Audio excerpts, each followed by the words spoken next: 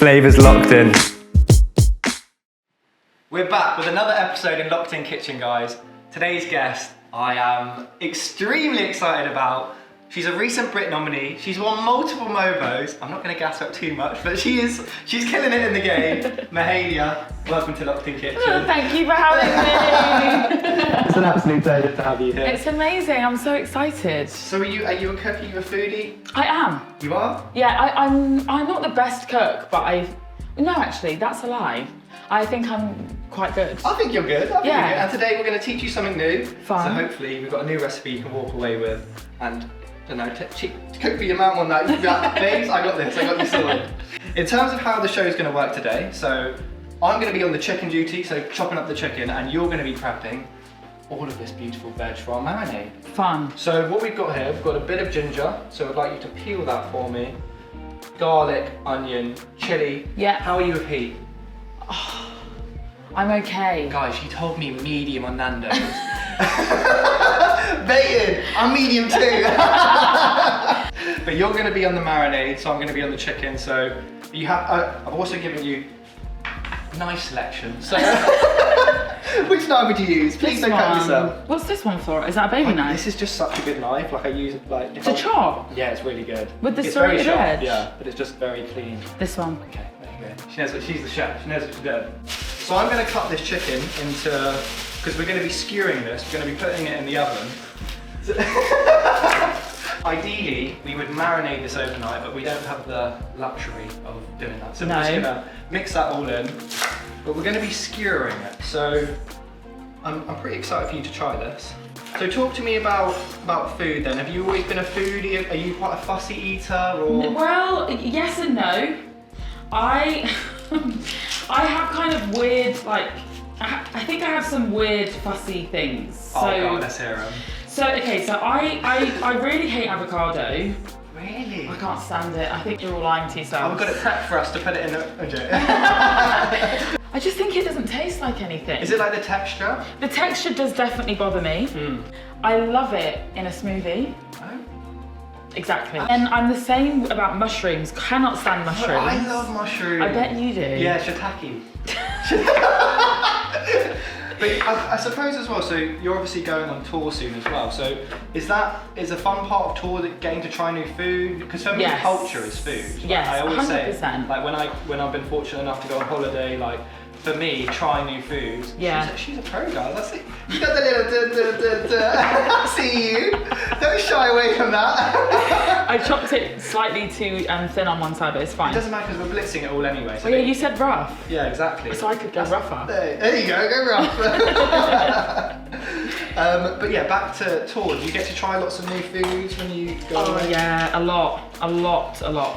We're always, well, it's kind of, it always depends on where I'm at, kind of health-wise. Like so I used to be quite different on the road. I was a smoker for 7 years. Yeah. And I used to drink, I wouldn't say a lot, but I used to most definitely be like a touring drinker for sure. Which is not uncommon. No. But it meant that, like, you know, midway through the tour, I'd be getting exhausted or maybe sick and that kind of stuff. So tour has now kind of, like, health has become really important for me on tour. Yeah. Which means that I don't get to try everything that I want to try. So in terms of your parents then, so is your mum the cook, is your dad the cook? Both. Both, okay. Yeah, so my whole life was veggie, or maybe pesky, like so sometimes. So you were veggie as well? Well, kind of. Did you run to the shop get a chicken burger? Yeah, I was because I grew up in quite a small town. Yeah. The only thing that you could really eat like after school, I remember when we got on McDonald's and that was a big moment. Yeah. But the only thing really was Greg's. What are you, a sausage roll or a steak sausage roll or? And so I used to be a chicken bake girl, but they changed the recipe, I can tell. Really? Greg's, what are you doing, man? What the hell? I'm a sausage, bean and cheese girl. Really? I didn't have you down as a sausage, bean and cheese, that's hilarious. Can't say I've had that one, to be fair. Oh, I don't think, growing up I used to hate baked beans, but now I love them. You used to hate them? Yeah, I used to not like them. So what we're now going to do is just put all of these ingredients in this bowl. I really want one of those I wouldn't. Right, you're okay.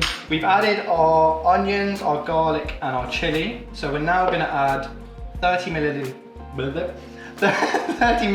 of rice wine vinegar. Ooh, love. So we've got a bit of paprika, Cayenne pepper, bosh. Bish bash bosh. What's this? Curry powder. No. Turmeric.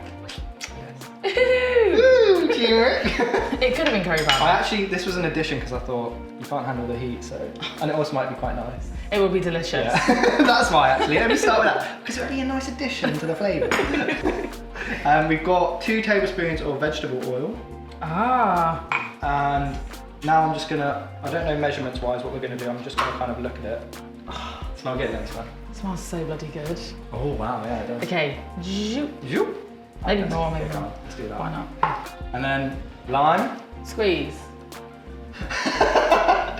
The best year ever. You need a generous pinch of salt. Right, so Marinade looks beautiful. Our mango smoothie, as you said. Just gonna try it after this, gonna do a shot. So, do you want to blitz it? I do. Wait, am I just gonna hold it or yeah, you hold it, I'll just look pretty. Those colours though, look good, don't they? Could you sing a song to that? As a backing of the next song? That's a horrible sound. Oh. Right. Mango smoothie's done. Oh wow. Ooh, I can't tell if you're impressed or you're No, I am. So I'm just going to give that a mix. Oh, it smells so nice. It does look good. So this is our basting ingredient. So we've got a little bit of butter. And some sesame oil. I love sesame oil. Me too. It smells like... When it love it. when it's in the pan and it starts cooking in hot, it's so good. So I'm just going to put just a touch of that in because we're going to melt this a little bit later. So Yes. you're just going to hold this like this for me and I'm going to stick the meat on it.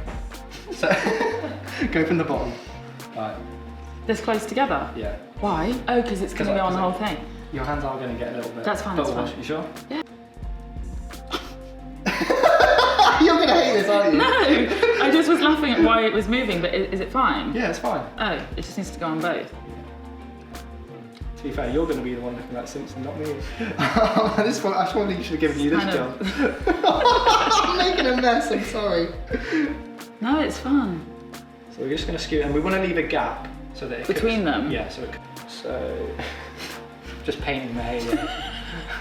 So we put our chicken thighs onto the skewers, and now we're just going to grill these. I'm going to do it at 200 just because I don't want them to burn. Normally you do it at like 250, just really quickly do them. Yeah. Thank you. Delicious. So, tour, tell me about that then. So you're going to North America? North America for 6 weeks. Okay. And then Australia for 2 weeks, maybe? Yeah. So 5 shows, but there's quite a bit of time in between. I know for a lot of artists it's the time where you can finally go out and do your new music, or is it quite draining? Like, talk to me about just the overall experience of touring. I feel like it's definitely both. Yeah.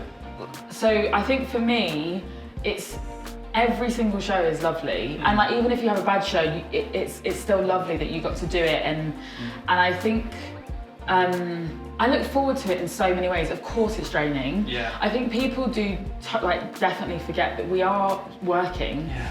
And yes, I love what I do, and I love getting to be on stage. But then, of course, it's hard work. Because actually, thinking about it now, because I'm actually a great singer as well, but having to sing for that long as well. And it's about 2 hours and every the night. light and all of the heat, because if you're on stage, it must get Sweat. so hot. Sweat. And you're going to Australia, like, Yes. you're going where it's sweaty. Boiling. And the thing about it is, like, you know, you're singing, well, especially at my shows, like I'm singing, sometimes like I'm usually jumping up and down or dancing. Yeah. I chat a lot, so it's a lot of up and downs, and it's a lot of energy. Your music as well, like you do such versatile different music because you've got like such, and then your voice is crazy, but like you've got such different range. You go from like the music where you can literally just, for me, if I'm in like a give you a mood, that's when I love your music to just like chill. Yeah. But then you've also got songs where you're actually like you can move to. Like, and I love that versatility in the music. And I think that's what makes the shows kind of a bit of a journey. Yeah. The whole time, because which also I think is quite hard for your stamina. So like, Imagine you're in the gym and you're doing like interval training, right? Where you're slow and then you're fast and then you're slow and you're fast and your heart rate is way higher and the work feels harder. That is how I feel like a show is, because I might be jumping around, but now I have to come and stand at the mic and sing a love song on the guitar. Yeah, I didn't think about that. Your heart's going 400 beats per minute, but you're like... Literally. And where do you fit food into that? Do you eat before a show or? Food's tough. Yeah. It's the toughest part. So breakfast and lunch is totally fine, but then I usually will have meet and greet before the show. What would you say in terms of touring then? Where's like a location that you're like, oh, I just love going here? Or would it be America? Would it be? So I've only done it once, but it would be Asia. I was gonna say, yeah. I've never been to like, I'd love to do like Japan or. The food is nuts. Like it's crazy. You love it, eh? Oh, like we were in, so we did Japan, we did Osaka, and we did Manila. The Philippines was my favourite for sure. And we did Korea, which was really beautiful. It's so much fun. Like we did karaoke, we went out clubbing. That was my favourite. Yeah. That's one of my favourite trips. So this is our butter and sesame and a little drizzle of our marinade. Ah, that's why it's gone like that. Yeah. You can still sell the sesame, can't you? Yeah. So we're gonna just baste this. Do you wanna do the last one? Can't burn. I really love these. Yes, yes. Paint that. Paint this. So we've just basted our chicken. Mahalia's gonna open the oven for me.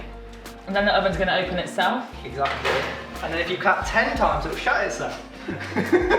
But, so back to the music. So I do want to know more about that, because you started at such a young age. Yeah. 13, like I've read something that you were opening at the door, supporting act for Ed Sheeran at the age of 13. Yeah. What? I know. And you didn't tell your schoolmates? No. Yeah, that's a real story. Tell me about that. So I got signed to Atlantic Records when I was 13. And at this point, I was just about to start school in Birmingham at Borough. Okay. And it was a performing arts college. And when I went to study there, I was studying acting. But obviously I had this music label deal and I didn't want anyone to know. I kind of grew up going to like performing arts clubs and stage school and that kind of thing. And there's a real bitchiness and a real competitiveness amongst the kids and amongst the parents. Really? I mean, people might disagree, but for me, I just always found some of those experiences in rooms quite toxic. So when I went to school, I thought if I go to this school and study music and I've got this record deal, I don't think it's going to draw the right attention. I think if anything, it's going to either always be a conversation, or I think it's going to make people dislike me, basically. That might have been totally irrational, but that was my fear. And I already I was already into drama and dance, so I was just like, I want to study acting. Yeah. So I went to do that instead. Yeah. And I didn't tell anyone. Because at 13, it's almost like it's a mature decision, but now you look back at it, do you feel like, because the way that I had a guest on, his name Harry, he's a Lincoln, and he described something to me that just changed my perspective. And he said, I don't like the word humble, because if I've got a daughter and she's got a talent, I want her to be absolutely like proud of that and sing about it. And I think that, do you think now, looking back at your younger self, do you think you would have done the same? Do you think you probably would have, but I mean, I totally agree with that. I think that we, especially as Brits, I think we're not very good at at just being like confident and crazy and saying I'm really, really, really fucking good at what I do. Yeah, but then I supported Ed Sheeran and I supported him in Birmingham. Yeah. And it was in the first 6 months of school.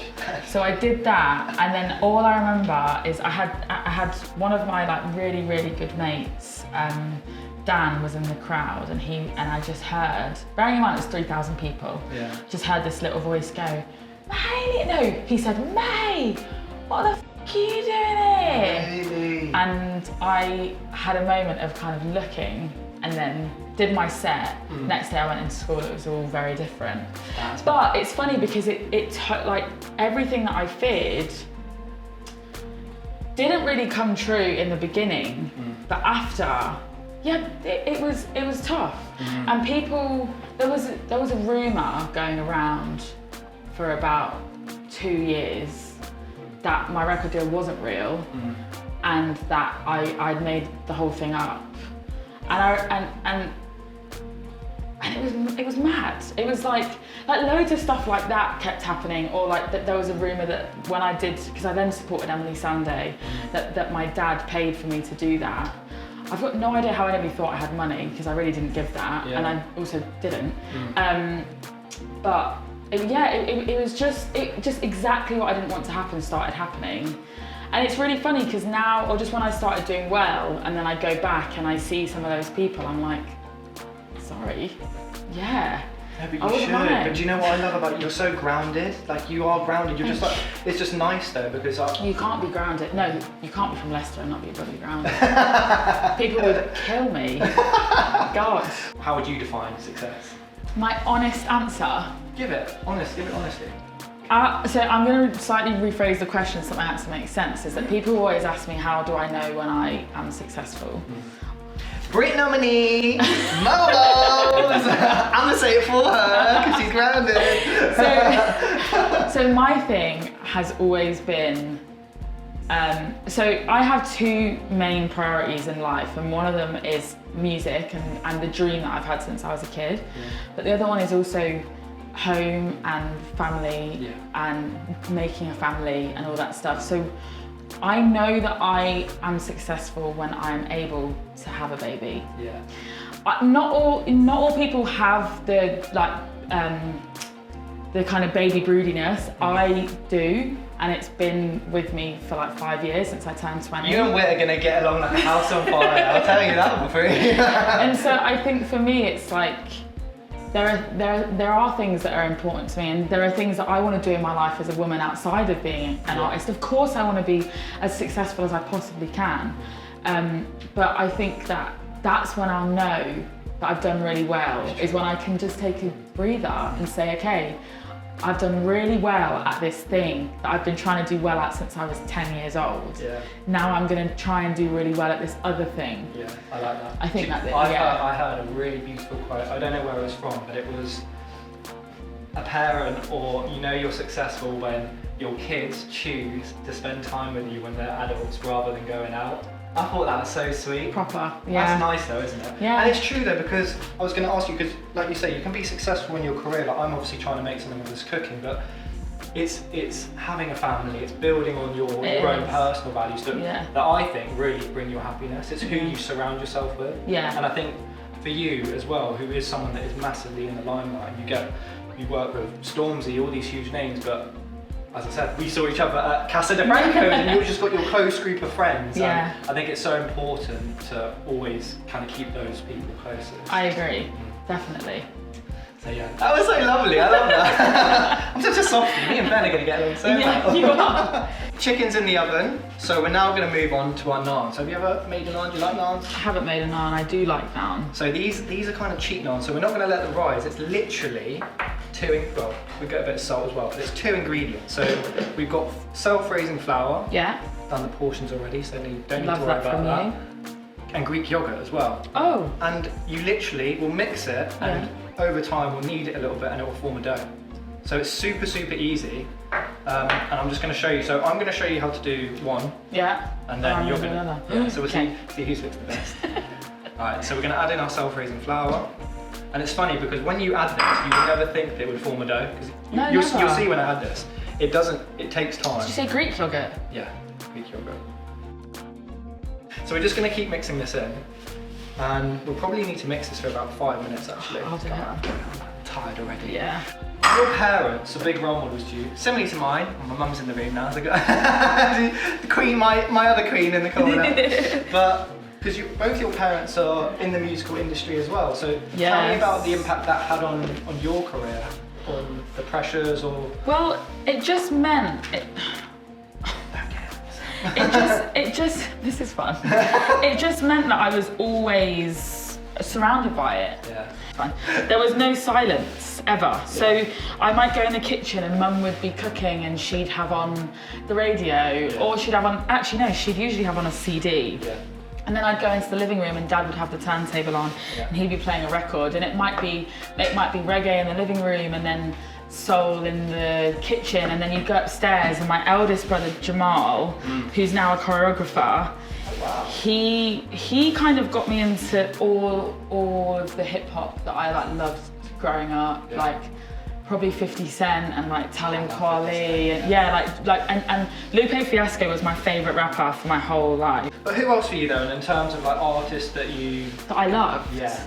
So Adele was major for me with her first album 19. That was pretty, I don't want to say life-changing and sound super cliche, but I think it was. Yeah. It was the first time that I'd heard somebody sing in the way that she sang, and her accent and all of her little colloquialisms that she'd put into her writing, I just loved. Yeah.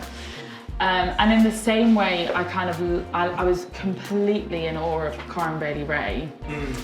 Do you remember that? Girl, put your records on. Yeah, of course. That was one of my favourite. Tell me your favourite song.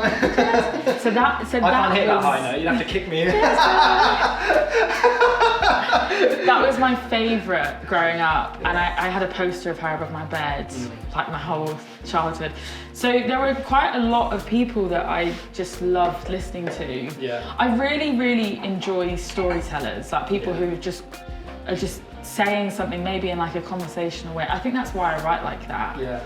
And I wanted to ask you about your songwriting. Like, what is the process? Do you feel like it's almost you need to have like a life experience, or can you sometimes be like, you just got a thought and you run with it? How do you work with the songwriting? Before being in a happy relationship, it was always, if something happens, I'll write about it. Yeah. Now that I'm in a long-term relationship, I can't do that. Yeah. Because he's very unproblematic. Yeah. You know, that there aren't any like. You found your king. Yeah, there aren't any major issues, or like there's nothing. Basically, I'm not really ever having a negative experience. That's good. But so now I kind of. Everyone's like, we want sad songs again. Now I draw on past experience, but all of my songs have a story. Yeah.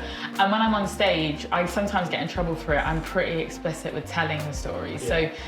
And I sometimes say people's names, but I always tell the crowd to not record. And my shows are supposed to feel intimate, and I kind of want people to leave feeling like we could be friends. Yeah. Because I really feel like we probably we've got that vibe already. Yes, so you definitely give off that vibe. It's true though, it's nice. So we're just gonna baste these one more time. They're getting a nice, beautiful golden brown colour. And the beautiful thing about thigh is they stay quite succulent and juicy, even if you do cook them a little bit more. They do. Yeah, I agree. So Mahalia's already on it. She knows exactly what she's doing.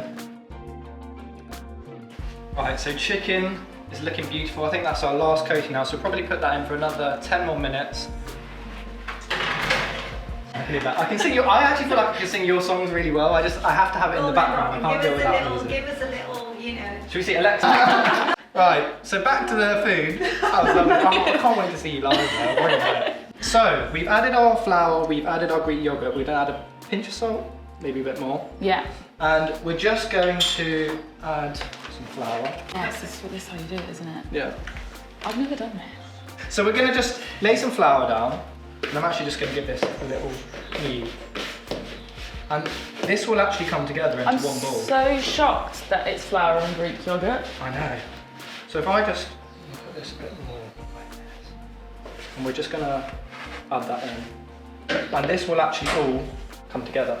We're just going to keep kneading it like this, and we don't need a lot, because the wraps aren't going to be big. We're going to put cheese inside of them. We're going to put some garlic, coriander, butter on them as well. Ooh. Do you like coriander? Yes. We're just going to see already it's started to get that shape. Have you baked or anything before? Never. Never? No. So I'll show you this. You're just going to use the palm of your hand like this. You're just going to go like this and fold it over. You don't worry about making it look pretty. You're just literally moving it like this. You're doing this? Yeah. So. I'm such a dancer. I need to know exactly how it moves. No, like look. So this, and then folding over. Fold over. Can't be giving you food poisoning before touring. So we're going to divide this into 3 now. I love this. Like so. So with this, I'm going to show you one. So we're going to get just turn it into a ball almost. Okay. So you almost just move it like this and it's just creating like a sphere. Sphere? Sphere. We want this to be quite thin because we're going to be putting cheese in the middle. And these aren't going to be huge. So kind of just like so. So you want it to be probably about that thickness. And now my favourite ingredient, cheese. Blob of cheese in the middle. I like to be quite generous.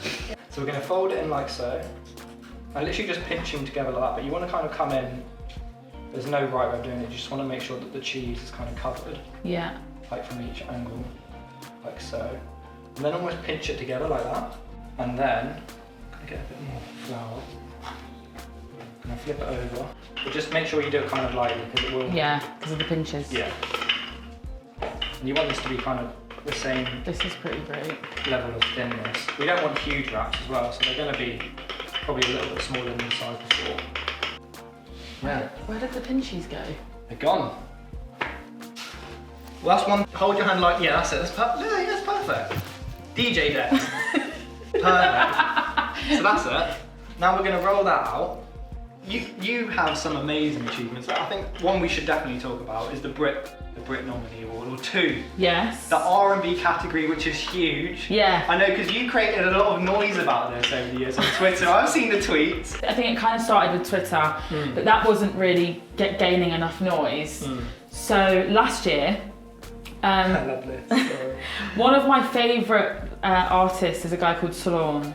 He's amazing, absolutely amazing. So he was designing the Brit Award for last year. So the like physical award that you win. Yeah. And I wore a Burberry jacket, this long Burberry trench coat, and I got him to paint all over it in black paint. And I kind of, he like did some of his tags on the front, and then on the back we wrote "Long Live R&B." Yeah. And I wore all black underneath, so nothing that exciting, and sunglasses. And it was quite funny because when I went to do the red carpet, all the cameramen were going, turn around, show us your face. And I was going, no. The only thing that is important right now is this jacket and what it symbolises. But that must make it even nicer with this nomination. It's amazing. Yeah, so talk to me about that feeling, because you've had, and I know you probably hate when people blow your own trumpet, but the Mobos, like, when you there you go.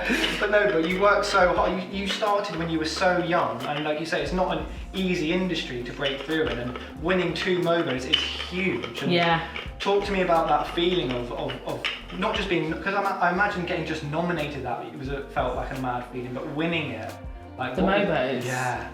Have you ever seen the video? No. There's a video. You crying? It's so silly. Why? I was just in tears. Like I just couldn't. And it's funny because I didn't bring anyone from my family because I just, in my head, I thought I'm actually not going to get this, so it's fine. I'm just going to go. Yeah. And like, you know, have a nice night and whatever. And when they said my name, I like, it's quite silly because I put my hand on my chest and I'm like, me? Yeah. It kind of looks like, me? Which everybody was laughing at after. You don't want awards to be the most important thing. Yeah. But I think it is amazing to be recognised for something. Yeah. So on the achievements then, is there, because I'd like to know in the music what one of the standouts is, but also outside of music, what would you say is like one of your proudest achievements as well? It's quite a difficult question. No, that's nice. In music, probably when I put my first album out, I was trying to do that for so long. And so by the time, from when I got signed to when I released that album, I think it'd been about 8 years. Wow. Yeah, so I was really, really hoping for that to come out. So I think that would be my biggest in music. But out of music, probably getting a B in maths. You're fucking hilarious. I'm trying to think what I got in maths. I was predicted a D. So getting a B was major. I love how you've gone to the maths. It's brilliant. It's so brilliant. Right, so I'm going to turn the hob on. What is going on? I put the wrong one. Right, so we're going to turn the hob on. Yeah, that's all right. I'm going to turn my hob on. And we're going to do these for literally 1 to 2 minutes on each side. Okay. And whilst we're doing that, whilst those are heating up, because we need them to be hot, I'm just going to prepare a quick garlic butter that we're going to baste. So very quickly, 2 garlic cloves. Woo! Just chop that in there. Yay! Hey! We got a pro! Just do a cut. And you don't want to go too overboard, because you don't want it to be too oily inside, but get a lot of that coriander. Oh, it smells amazing. And then... Are you putting the chicken in? Right, we're going to put a bit of yogurt onto our naans now, and just give that a nice spread. It looks... exceptional. Pretty goddamn good, I can't lie. So we get our chicken off, like so. And it looks and tastes, we tried it, tastes good. Amazing. Amazing. So we're gonna add some lime. So this actually elevates the dish so much more. So I'm gonna do a generous squeeze. This is a trick we do often in our family. Bit of, bit of foil. And then do you roll it in it? Yeah, so I'm gonna put this That is easier. on top, like that, of our chicken. Because it is quite thick, like so. Ah, you do the burrito thing. What about the lime? Oh. See, Mahalia can add her lime to that. You're just gonna roll it down like this. And then I'm gonna roll it like this. Good idea. So now, Yeah, stun. Absolutely stun. Wow. we'll do the cheesy naan. So Mahalia, Yes. I'm pretty impressed with that. I can't lie. Your wrap was way better than mine, and yours actually looks a bit more chefy. I think it does. We're gonna do my favourite part of every cooking show, the taste test. Yes. Cheers. Cheers. Whoa, sorry. Sorry, yeah. Silly me.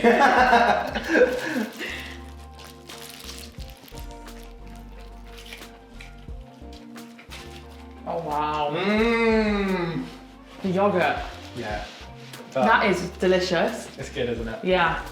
As we wrap up, Yeah. one final question. What advice would you give to your younger self, knowing what you know now? It could be about music, could be about anything. I think listen to mum and dad. Nah, disagree.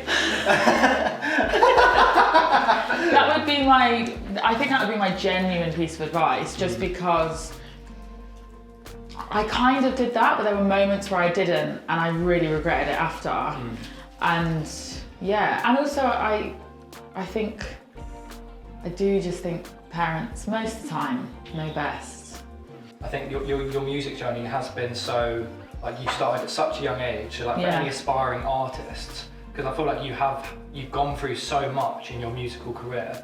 What advice would you give them in terms of someone that's just trying to make music their main kind of source of income? I think the main thing probably, for me, it would be, don't be afraid to release your music, to put it out there and to put yourself out there. I think one of the hardest parts about being an artist and creating music privately and kind of, you know, just going through that, I think sometimes the hardest part is actually putting it out, because, well, It's your baby in a way. yeah, like it's your baby, and public opinion is so scary. And also it's something that you've created really from, and I think putting that out there for opinion is very difficult. Yeah, I think just don't be afraid, and because also waiting doesn't do anything. Yeah. You're just waiting on yourself, you're not waiting on anything. So yeah. I like that. Well, Mahalia, it's honestly been a pleasure. Thank you so much for Thanks coming. for having me. And we're gonna do double dates. We are. So thank you for watching, guys. Be sure to stay tuned in for next week for more guests. Locked in. So if you clap 3 times, you clap 3 times, you turn all the lights on. Is that, are you Are joking? you taking the piss No, out of don't me? do it. Whee! Oh my god! Oh, it normally works for me.